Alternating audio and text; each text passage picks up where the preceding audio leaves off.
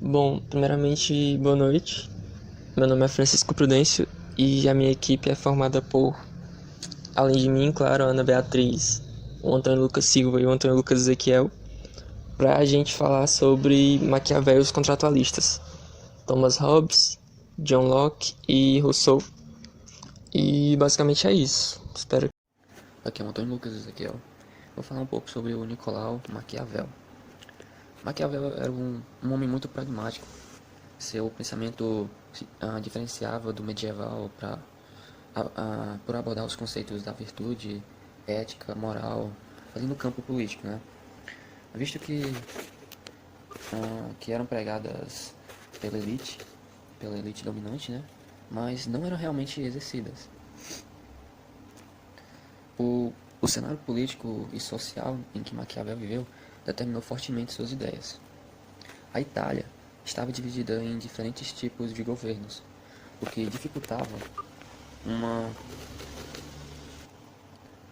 uma unidade política e social. Um dia um príncipe ou governante podia estar no poder, mas no outro, seu reino poderia ser conquistado por outro monarca. Maquiavel, ele não nega essa impermanência, né? Ele, na verdade, ele abraça isso e trata meio que de forma pragmática.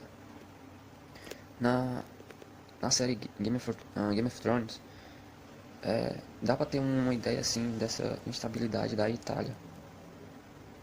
Um ambiente ameaçado por guerras, a corrupção, o jogo do poder, que sufocaram aqueles que tentavam agir virtuosamente ou fora do tempo. Pensar em algo próximo de democracia ou justiça nesses tempos era algo muito quase que utópico. Era ser contra a realidade. Portanto, né, para criar a unidade, a ordem, o príncipe deveria usar da virtude e da fortuna, que seriam as habilidades, das oportunidades, sem se deixar levar por princípios morais que o atrapalhassem. E nesse cenário, a violência era necessária.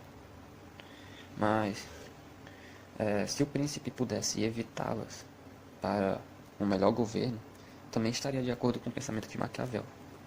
É tanto que no livro dele, Príncipe, ele fala que tem que ter a força de um leão, a astúcia de uma raposa, saber usar a força e a inteligência na hora certa.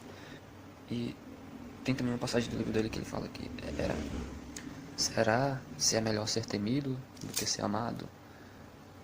E ele aborda isso falando como se para o príncipe ou governante conciliar os dois. Mas ele mesmo, no livro, fala meio que deixa implícito que isso é quase que impossível. Pode, pode tomar como exemplo ali na França, né, no século XVIII. A França, ali no século XVIII, onde o rei Henrique Luís XVI, ele perdeu esse controle de ser temido e amado. Ele deixou o povo chegar no ódio. Por quê? Porque ele estava esbanjando fortuna, esbanjando riquezas junto com a sua esposa, enquanto o povo estava passando fome. Aí a galera se rebelou e Aí o Luís XVI acabou sendo decapitado. Isso é só um exemplo. Mas é basicamente isso que eu queria falar sobre o Maquiavel. Espero que tenham gostado. Olá, eu sou Lucas Silva e irei falar sobre o filósofo político Thomas Hobbes, mas inicialmente irei comentar um pouco sobre as teorias contratualistas. Com a secularização do pensamento político, os filósofos procuravam o fundamento racional do poder soberano, para legitimá-lo sem recorrer à intervenção divina ou a qualquer fundamentação religiosa. Daí a temática recorrente do contrato social dos filósofos Thomas Hobbes, John Locke e Jean-Jacques Rousseau. Os filósofos contratualistas partiam da hipótese do estado de natureza, em que o indivíduo viveria como dono exclusivo de si e dos seus poderes. Esses pensadores queriam compreender o que teria justificado abandonar um fictício estado de natureza para constituir o estado político, mediante contrato, bem como discutir que tipo de soberania deveria resultar desse pacto. Agora partindo para o pensamento de Hobbes. O estado de natureza. Para Hobbes, no estado de natureza, o ser humano tem direito a tudo. O direito de natureza, a que os autores geralmente chamam jus naturale, é a liberdade que cada homem possui de usar o seu próprio poder, de maneira que quiser, para a preservação de sua própria natureza, ou seja, de sua vida e, consequentemente, de fazer tudo aquilo que seu próprio julgamento e razão lhe indiquem como meios adequados a esse fim. Portanto, enquanto perdura esse estado de coisas, não é possível segurança nem paz alguma. A situação dos indivíduos deixados a si próprios é de anarquia, que gera insegurança, angústia e medo. Os interesses egoístas predominam e cada um torna-se um lobo para o outro. As disputas provocam a guerra de todos contra todos, com graves prejuízos para a indústria, a agricultura, a navegação, o desenvolvimento da ciência e o conforto dos indivíduos. Seguindo esse contexto, vamos falar sobre o contrato social. Na sequência do raciocínio, Hobbes pondera que o indivíduo reconhece a necessidade de renunciar a seu direito a todas as coisas, contentando-se em relação aos outros homens com a mesma liberdade que os outros homens permitem em relação a si mesmo. A renúncia à liberdade só tem sentido com a transferência do poder a determinada pessoa ou pessoas. A transferência mútua de direitos voluntariamente é o que se chama contrato. A nova ordem é, portanto, celebrada mediante um contrato, um pacto, pelo qual todos abdicam de sua vontade em favor de um homem ou de uma assembleia de homens, como representantes de suas pessoas. Desse modo, por não ser sociável por natureza, o ser humano o será por artifício. O medo e o desejo de paz levam os indivíduos a fundar um Estado social e uma autoridade política, abdicando de seus direitos em favor do soberano. Então, eu já me apresentei, né? Eu sou o Prudêncio e eu vou falar sobre John Locke. John Locke nasceu em 1632, no Reino Unido, e ele acreditava que em seu estado de natureza seria o ser humano sem nenhum poder maior para controlá-lo, sem nenhum poder soberano para controlar suas ações. Em seu estado de natureza, o ser humano era capaz sim de, na medida do possível, claro, né, viver bem em paz. Ele falava que todos estes teriam direitos triviais. Estes seriam o direito à vida, ninguém tinha o direito de tirar a vida de ninguém.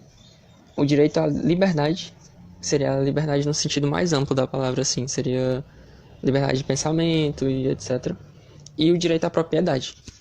Não significava que todo mundo teria uma propriedade, mas que sim, se esse indivíduo conseguisse possuir uma propriedade, aquilo era dele. Ninguém poderia tomar ou roubar dele, não. E o pensamento de John Locke no contrato social traz esses direitos muito firmemente. Traz esses direitos e defende que o Estado deve principalmente assegurar esses direitos ao indivíduo. Deve defender esses direitos do indivíduo. O John Locke também trazia a filosofia empírica consigo. Trazia muita filosofia empírica consigo. E, basicamente explicando o que é o empirismo defende que toda a nossa estrutura cognitiva é formada à base de experiências. Que quanto mais experiências, quanto mais vivências a gente tiver, mais conhecimento a gente vai adquirir. O John Locke dizia que o ser humano era uma tábula rasa, sem experiências. Uma tábula era uma mesa romana que era usada para se escrever. Se escrevia na cera com espécie de gilete e para apagar se derretia e tal. Seria a página em branco hoje em dia. Ou seja, o ser humano sem experiências é uma página em branco, não tem nada escrito nele. Então ele não tem como ele ter conhecimento nenhum. E basicamente é isso. Obrigado. Oi, eu sou Ana Beatriz Alves e eu vou falar sobre Jean-Jacques Rousseau. Ele viveu aí entre 1712 a 1778, num contexto aí de Idade Moderna, né? E a sua principal obra, que fala sobre as suas ideias contratualistas, é o Contrato Social. Bom, para Rousseau, o estado de natureza se define numa frase que ela até é muito famosa, que diz assim: o homem nasce bom, mas a sociedade o corrompe. Ou seja, o homem, ele é bom, ele é íntegro, ele é sadio, uma pessoa sem vícios, e a partir disso é formada a imagem do bom selvagem. Esse homem, seu estado de natureza, ele também possui um instinto de autopreservação e um sentimento de piedade. Ou seja, ele é dotado por um sentimento de ajudar todo mundo e assim viver em uma sociedade harmoniosa, né? Sem guerras e sem conflitos. Vale lembrar que aqui, nesse momento, o homem é guiado pela natureza, ou seja, ele é totalmente desprovido de razão. Mas, segundo Rousseau, o homem ele também possui um sentimento de perfectibilidade, ou seja, tudo que ele faz, ele procura ser perfeito. E, a partir disso, as pessoas começam a perceber que a vida em sociedade, em conjunto, é mais fácil, por exemplo, para fazer alguma atividade, Exemplo, se eles quiserem construir uma casa, é muito mais fácil fazer em comunidade do que fazer sozinho. E a partir daí é formada uma sociedade. E Rousseau vai dizer que esse é o começo do início de todos os males. A partir daí vai começar a surgir sentimentos de inveja, de vícios, de orgulho, de querer ter poder sobre o outro, sabe? Porque, assim, se vivemos em sociedade, sabemos que não somos iguais uns aos outros.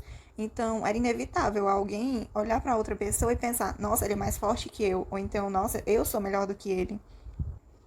Mas calma, que o auge de todos os males vai se dar mesmo quando o primeiro homem vai olhar para um pedaço de terra e vai dizer: isto é meu, ou seja, o início da propriedade privada.